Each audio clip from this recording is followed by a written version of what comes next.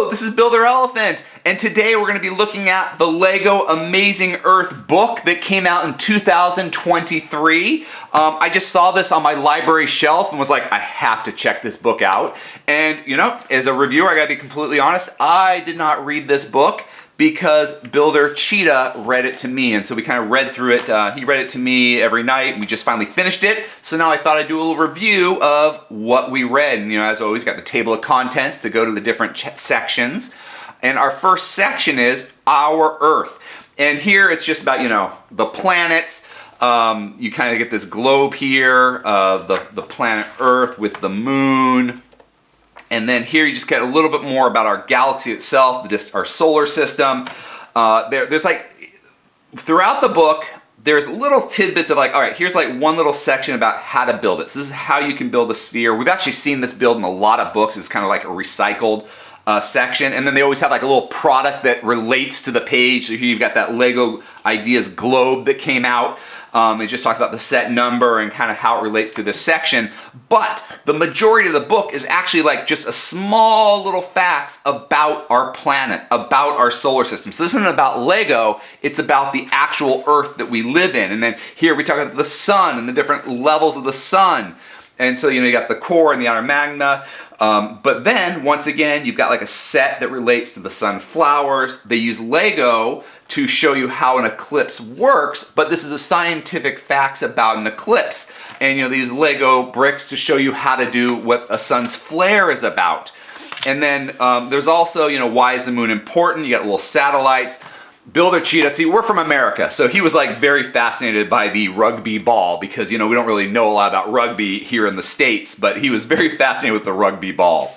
But his favorite part of this book and reading it was how to build things. So he's in 4th grade now.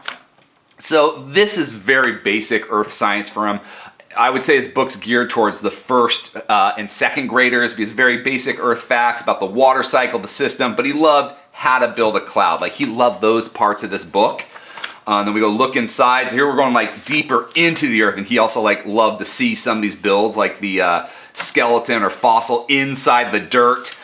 But now we're talking about the actual center of the earth rather than the planets. Now we're going to inside and the physical properties of the earth itself. You know, they kind of use like an apple build to demonstrate how the layers of the earth are designed with the core, mantle, and crust. And then, you know, kind of like a stretch, because they use the apple to talk about the levels of the earth, we have a little set they talk about is the worm in an apple. So they're not, sometimes those sets they decide to highlight are a really big stretch. But again, we just talk about the different types of rock and sediment and like what they do. And then here's our little digger for the set release. What treasures can you dig up? So this is where we talk about the different gemstones you can find in the earth, little small builds on how you can build like an environment. And then here's what Builder Cheetah was excited about when he got to the fossil page, because he loved that cover to this section. And he was like, ooh, I didn't know they made that set. And he's like, oh, I bet we could build that, Dad. So I was like, yeah, we could. And then we're talking about the animals within it, you know, how you can build a worm and what they do to help improve the soil, the levels of soil, and how this mole will help dig up the nutrients and spread them around. Volcanoes are always fun. So of course you have the eruptions and you get to see the lava or magma, liquid magma. Sorry, I'm older. I love Austin Powers. Talk about why the continents move, and getting more specific, within the United States, we are in California, so earthquakes are a really real thing for us that we've experienced here, so he knew a lot about that. How do volcanoes erupt? He really loved the way this was built with smoke. Why are some volcanoes so tall? How does lava make caves? There were some of these that he was like, really, Dad? That's terrible. Some of these little Lego jokes he loved. Why do earthquakes happen? We kind of talked about that with the plate tectonic shifts there. But this is kind of fun because it shows you how you yourself can make cracks in the earth. What happens when water gets superheated? So you have the geysers. And there's like another piece where he was like, "Ooh, Daddy, we have these clear pieces. We should build it." I'm like, dude, I love it. I love it. Watery world. This is probably my favorite section. I love ocean life, and I myself kind of want to build a coral reef when I ever get enough pieces in time. but how much is the Earth is covered with oceans. And then we have some minifigures here that are ocean related. What lurks below with the sea creatures you can build. And again, this thing is it's mostly about the planet itself. Can we visit the deepest parts? This talks about the Mariana Trench and how deep it is and the creatures that live here. So that's mostly what it's about, with a little blurb about a set that exists and then what you can actually build on your own. Are coral reefs alive? Again, this is something I want to build. And then he was excited because he was talking about colored coral. I don't know, he found that very fascinating, that the coral was colored coral. And I was like, hey, you know, we have this set. And that got him more excited. What can we learn from underwater forests? How powerful are waves? And he remembers that we have this minifigure. His sister got it. Builder Kitty got that minifigure. He's like, we have that minifigure. Essential ecosystems. This is actually stuff where there are some sections here as a fourth grader he actually learned, because we talk about tide pools a lot in school, sand dunes for the coast. We ourselves live in California where there's oceans. Why are the estuaries important? Like, he didn't know what an estuary was, so we actually did learn some new information here, even though he's in fourth grade. Why do rivers have bends in them? He was more impressed with this fish build. And then the natural world. And for the natural world, what is the world's highest waterfall? This section is the one where I was like, you know what? I think what I would prefer from this book is actually tips on how to build these different landscapes. And this is like the section where I was thinking, I think that's the book I want. What is freshwater lakes? I want to learn the techniques to building, the shoreline of a lake. I'm not really interested in the Swan as much. I'd love a whole thing on you could do just a chapter alone on building the different life that you see in a swamp, because it's so much vegetation. So that I realized, like, that's the book I want. I want a book completely devoted to building just environments. And then how do glaciers move? You also like that penguin set. Biomes, and it's just kind of reaffirm my belief, like, oh my goodness, this is like really where our desert's always hot. They're talking about rock formations and different ways to build cactuses. Not gonna lie, I was not impressed with these camel builds. I was like, what are those are camels. So I don't know, I'm more of a creature piece person anyway. Why is it cool at the top of a mountain?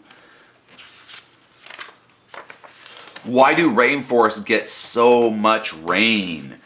And then what can you do in a wetland?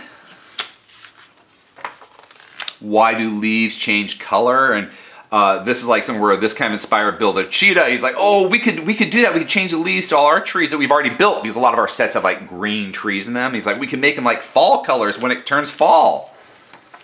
Why do trees have pine cones? He was like, okay, he was like looking for the squirrels. So he actually looked for all the squirrels. Like, there's 1, 2, 3. So he was looking for all the squirrels in this, hidden in the pine trees when we were reading it. Where are the trees in a savanna? I think that was my dog. We also have a dog. We have a lot of animals. We have dog, cat, crayfish. We're an animal-loving family. Why is there so much ice in the poles? This is a really cool build. Weather and climate. He loved this tornado. He thought that was so much fun. Why do we have 4 seasons? And he saw this. We were talking about we changed the leaves to the different seasons, and he saw this. Like, see, how do you forecast weather? Oh, I can read. Good thing he read it to me, right? Not the other way around. I'd be like, you got to read this to me, buddy. And what causes extreme weather? And then he got to see that tornado again, so he's very excited. I like seeing this like little tornado chaser, especially since we just had that movie come out, Twister, which was a remake from like the movie with Bill Paxton decades ago. The Rainbow Arch. Builder Cheetah was very impressed with this rainbow. So he really liked the way they built that rainbow. So we actually might be building that together soon. Landforms. How is a canyon carved out of the water? Now, I didn't like the camels, but I do love that scorpion. That's a really good scorpion. How is the plateau formed? And he was talking about, he actually, when we're reading, it's nice because they're talking about Tibet here because they're the Tibetan plateau. And he was like, how do you say that word? And so we learned about Tibetan plateaus. And he had fun because he knew about plateaus, but he didn't know about the Tibetan plateau. Why do so many cows live on the plains?